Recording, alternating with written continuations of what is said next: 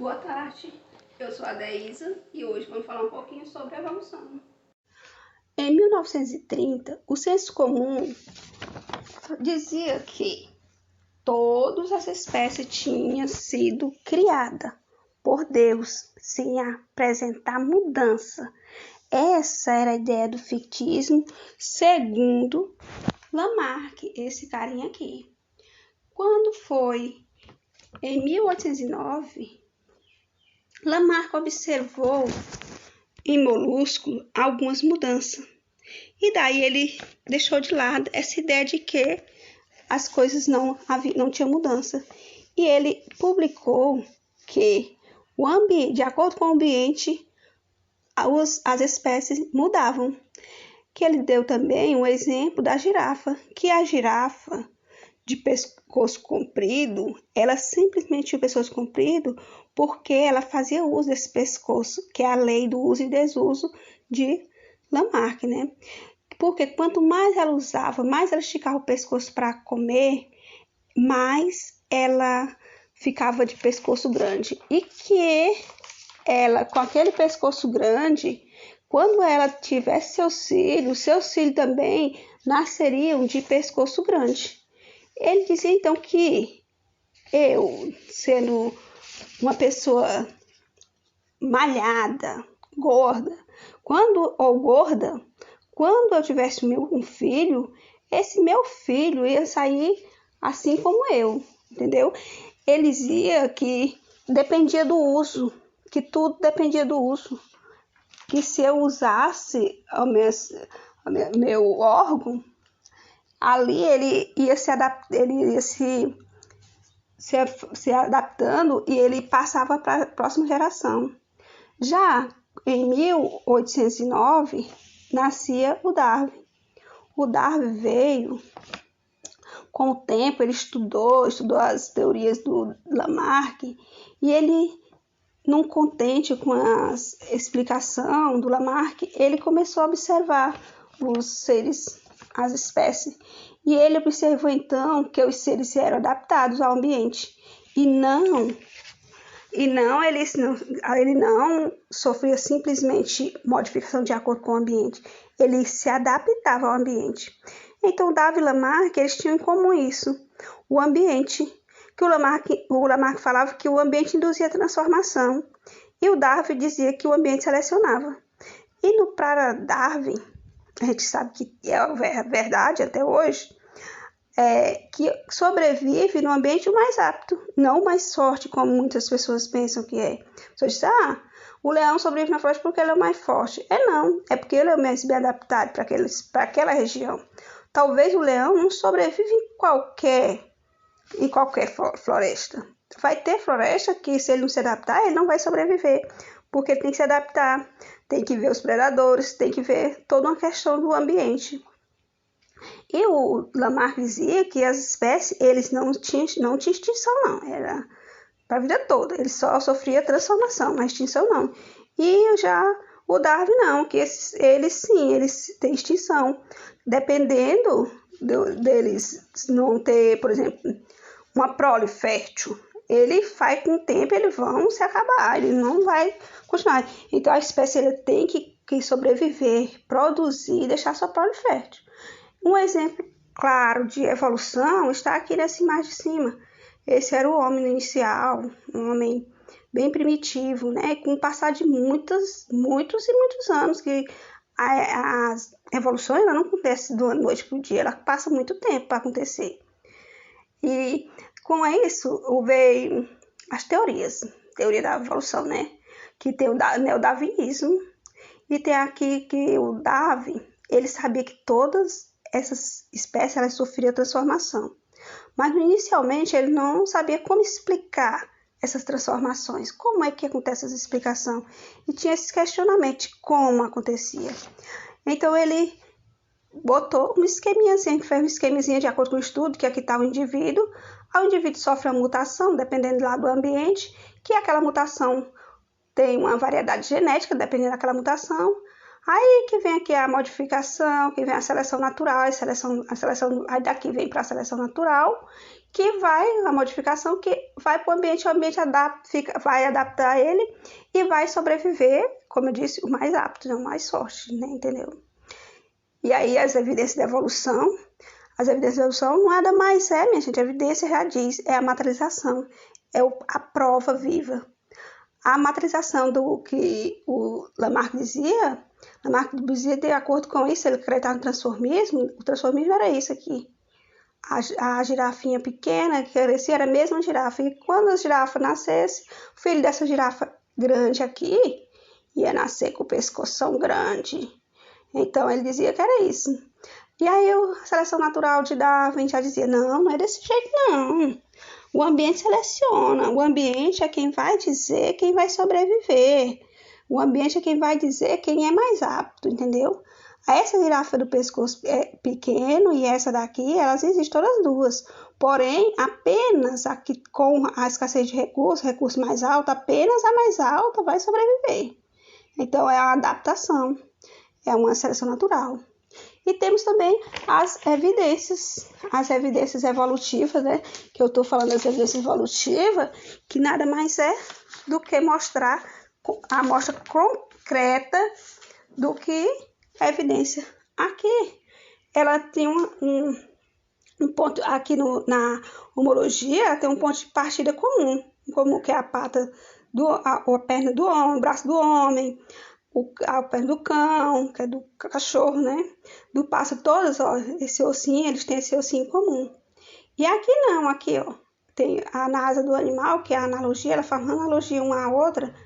Aqui tem o osso, e aqui tem as asas, né? As penas. E aqui só tem quitina. Quitina não tem osso de jeito nenhum. Então, é uma analogia, são diferentes. Elas têm, por exemplo, a mesma função, todas duas voam, mas elas têm função diferente.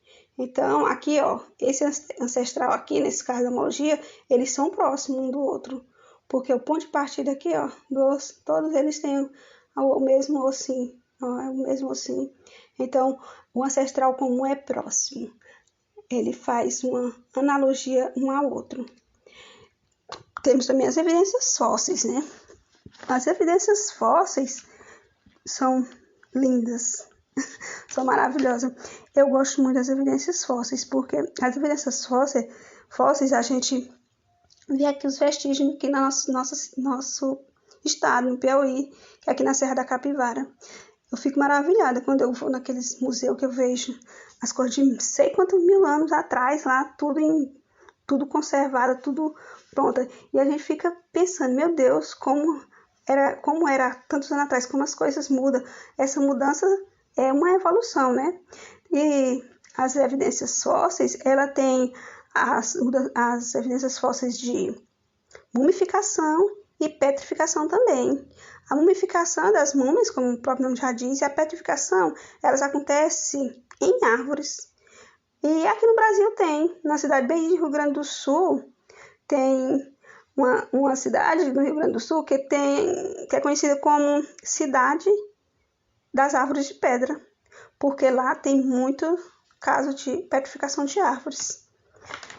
E temos a ontogenia, que é uma evidência também da evolução.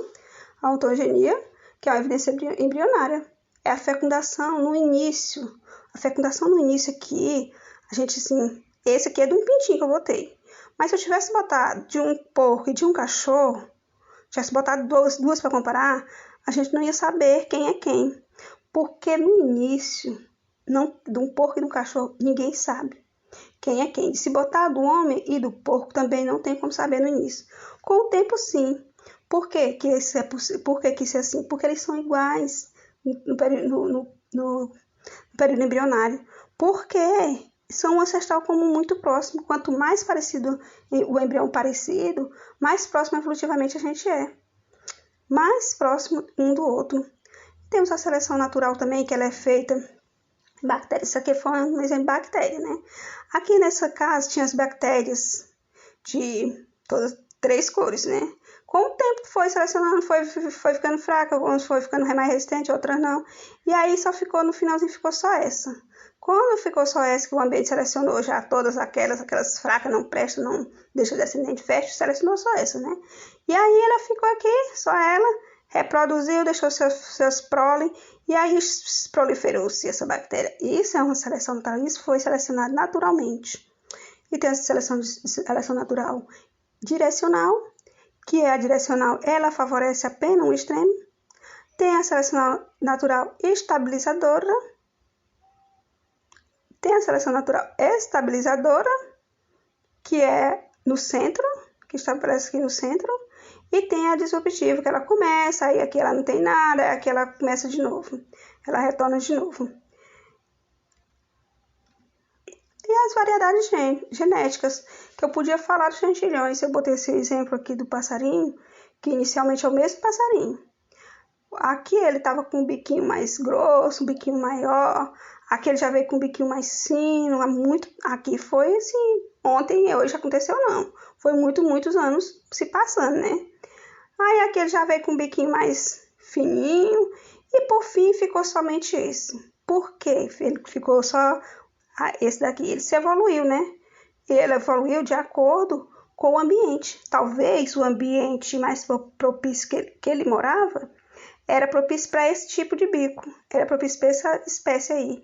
Então, essa foi uma seleção natural também, que é de acordo com a genética. A genética dele foi a melhor, a mais bem adaptada ao ambiente. Temos a mutação. Hoje temos um caso de mutação, todo mundo está falando do coronavírus, né? Que tem a tal da nova variante. Mas eu achei bom falar de um mais antigo, que é do HIV, que é da AIDS. Esse vírus, ele se muta com a rapidez, que há muitos anos surgiu a AIDS, né, essa doença. E até hoje não se sabe a cura, não tem cura. A gente toma os coquetéis, tem os coquetéis que a pessoa toma, quem está com infectado, mas assim, ficar bom não fica, ainda não foi encontrado algo que curasse. E aqui estamos nós. Aqui é a combinação gênica, a combinação do gene do meu pai com o da minha mãe, que me forma. Aqui está meu pai, aqui está minha mãe, aqui está eles dois juntinhos, que eles estão trocando, e depois aqui estou eu, entendeu? E temos a seleção artificial. Seleção artificial, gente, é o que a gente vive hoje. Hoje a gente vive de seleção artificial. Quando a gente come esse frangão lindo e maravilhoso, grande, ali foi uma pressão muito grande para que em tão pouco tempo ele ficasse daquele jeito. Esses milhos que a gente vai, quando a gente vai para o sul do estado, as fazendas de milho, em plena seca, a milharal todo verde, os aviões passando, jogando agrotóxicos, jogando fertilizante. Ali é uma pressão muito grande, ali é uma seleção artificial. Ali não é se deixasse ele lá naquela seca, o pé de milho morria, não ia ter nada. Então, é a seleção artificial. Hoje a gente vive em função da seleção artificial. Hoje, quando a gente vai para um supermercado, você não quer comprar uma facinha murcha, feinha, pequenininha da folha, você compra grande. Você está comprando veneno, está comprando a seleção com material que foi selecionado artificialmente. E tem a seleção natural. Essa seleção natural aqui é bem natural mesmo. Aqui poderia ter um urso preto, outro marrom, e bem forte aqui, os ursos preto e o marrom forte.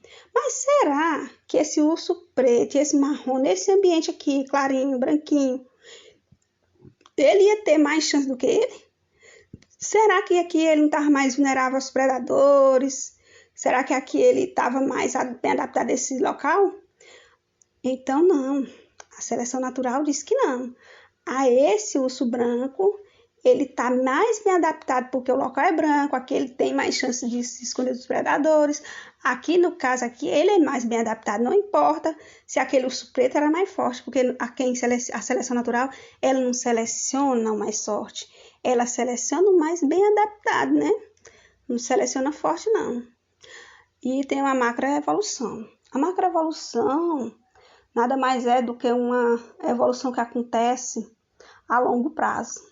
E com mudanças drásticas, mudanças que você vê, assim, a longa distância, né?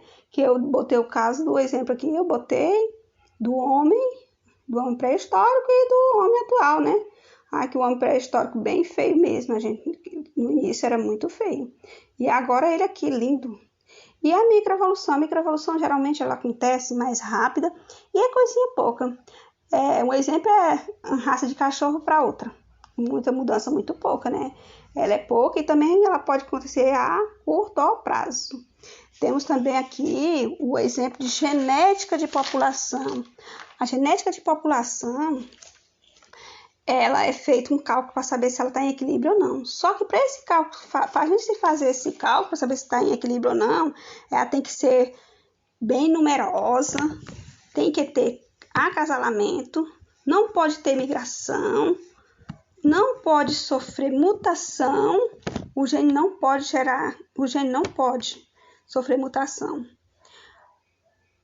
E nem pode ter seleção natural, porque a seleção natural diminui a variedade genética. Não pode migrar também, porque se migrar, como é que eu vou fazer o cálculo da genética da população? Se ela está migrando, hoje ela está de um jeito, amanhã ela está de outro, o alelo vai mudando, né? Esse cálculo aqui vai ficar só com base para poder depois, em um outro momento, fazer o cálculo passo a passo. Tem exemplo de espécie. Não basta ser espécie. Ele tem que cruzar, tem que sobreviver, tem que deixar sua prole, tem que ser fértil, porque não basta ser só espécie. Aí tem o gene, aqui eu botei o material genético, né? Tem o fluxo gênico, o próprio nome já diz, é um fluxo gênico, é uma espécie passando para o lado da outra, uma cruzando com a outra, fluxo, já está dizendo. E tem a especiação. A especiação, ela tem várias etapas, né? A gente vai estudar a alopátrica e a simpátrica. A alopátrica, o próprio nome já diz. A alopátrica, que o próprio nome já diz. Né? A alopátrica, distante, tem isolamento geográfico, que é uma espécie separada por algum evento natural, por um rio, por uma montanha, por qualquer outra coisa, um evento natural. E com o tempo separada, ela vai surgir uma espécie diferente, por pressão do ambiente, a interrupção do fluxo gênico, porque aqui ela vai ser interrompida de passar para o outro lado, e com o tempo ela vai deixar de ser essa espécie e vai ser outra espécie, vai ser diferente por causa dessa barreira. E a simpátrica, temos as simpátricas. As simpátricas, elas vivem juntas, sem isolamento. Nesse caso, o ambiente diferente vai deixando as espécies diferentes, cada uma com característica de sua região. Como assim, professora? Aqui, nesse ambiente aqui pode ser mais frio, aqui pode ser mais quente, aqui pode ser mais úmido. Isso vai diferenciando ela. Isso faz com que elas não se misturem. Aqui não tem barreira nenhuma, mas questão de ambiente, elas não se misturam, não fazem isso. E pode ser o isolamento reprodutivo, né? O isolamento reprodutivo, nesse caso aí, ela tem isolamento reprodutivo. E nesse caso da simpátrica, acontece a seleção disruptiva, que é aquela tá junto, aquela vai, aquela desce, sobe e desce. Aí a seleção disruptiva. E temos o isolamento reprodutivo pré-zigótico, que impede, nesse caso aí, né? Que impede a reprodução reprodução antes de ser fecundada, antes da formação do zigoto. Temos a pós-zigótica, que é a fecundação forma o zigoto mais estéril, que é o caso do cavalo e do jumento, não produz uma prole fértil. E a estacional, que acontece entre os passarinhos. Às vezes um passarinho fica lá dançando para a fêmea, dança, e é devido àquele comportamento dele lá, a fêmea automaticamente elimina ele. Não, eu não quero esse para ser pai do meu filho. Às vezes acontece com a gente também, né? A gente vê um carinha, acha ele tão bonitinho, e esse daqui vai ser o pai dos meus filhos. Aí a gente começa a paquerar ele, começa a sair com ele, e com o tempo, o comportamento daquela criatura vai mudando, e aí você muda de opinião, você vê que aquela pessoa não serve para ser o pai de seus filhos, e você elimina ele. Então, muitas coisas que acontecem na natureza, nas espécies, também acontece aqui entre nós.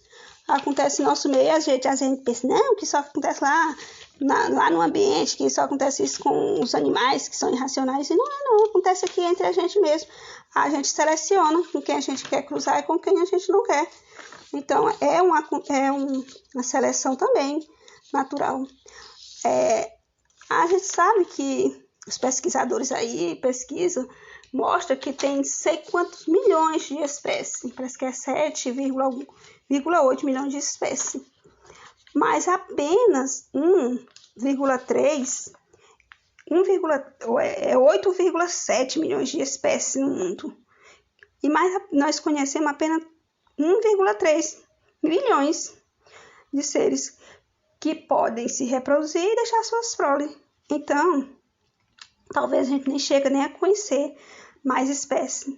Porque quantos anos para a gente conhecer esse 1,3 milhões? Muitos anos se passaram, né? A evolução é uma coisa que a gente não pode, assim, nem dizer que não acredita. Porque contra fatos não há o que negar, né? Não precisamos ter negócio de acreditar. É a ciência explica tudo. A ciência, ela dá evidência. Não tem como não acreditar. A evolução nada mais é do que a transformação e a adaptação, entendeu? Essa é a evolução. Essas são nossas referências. Espero que tenham gostado da aula e até a próxima.